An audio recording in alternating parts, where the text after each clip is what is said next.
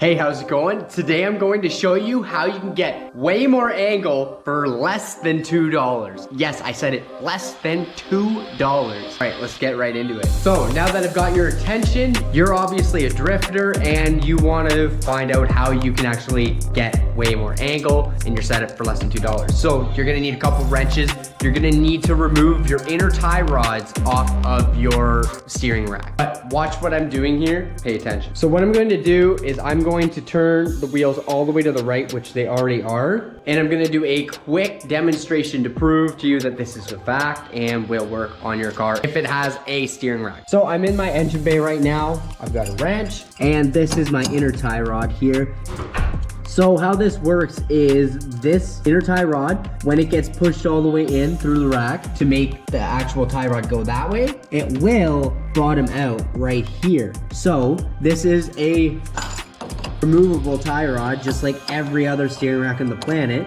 And a spacer can be added in there. So if this is a little bit further away, it can actually make this wheel come in and out more. So once you do it to both sides, this side will do it for that wheel as well. So quick demonstration, this bolt is fully tight, the tie rod here. So I'm gonna max out my angle and go all the way to the right, and I'm gonna measure from this tape mark to my tire. Like I said, I just have my piece of tape and I'm gonna do the exact same measurement every time. So I have 1 inch exactly. So this is a cut piece of tape and that is a full inch to 139 there, whatever. So right to that line, that big line there, everybody can read the tape on here, I'm sure. So now what I'm gonna do is I'm going to loosen up that bolt a couple of turns, and then we're gonna try it again. And we're gonna see if that number has changed. If the number got smaller, the angle will be larger. So I'm gonna measure again, and we literally save a 1/4 inch there. So that is a significant gain. So if I fill that gap that I loosened off the bolt head that much, I will gain a 1/4 inch of angle. So that gap right there, all you gotta do is put a spacer in there.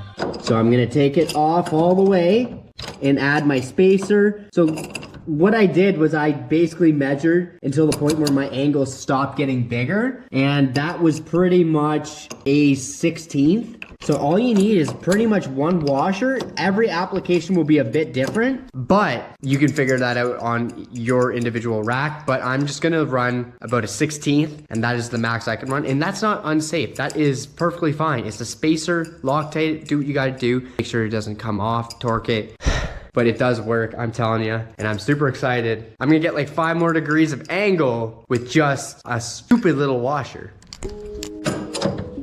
So get this bad boy off and then put a washer on there. So what you gotta do, you have to measure the diameter of this threading and then measure the outside of that shaft. So that would be the ID and this would be the OD of the washer. And then you can have your thickness on how many washers you run and whatnot. I've got these little shims here and I can easily manipulate my angle for whatever I need to do.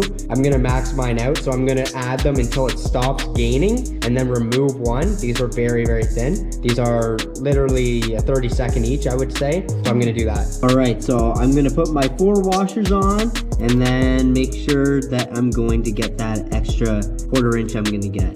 Cool, so I'm just gonna Loctite these threads. Just like that. And then I'm going to install her. Final and permanent time. All right, so I am tightening her up. Things are looking good. Off to get some more angle.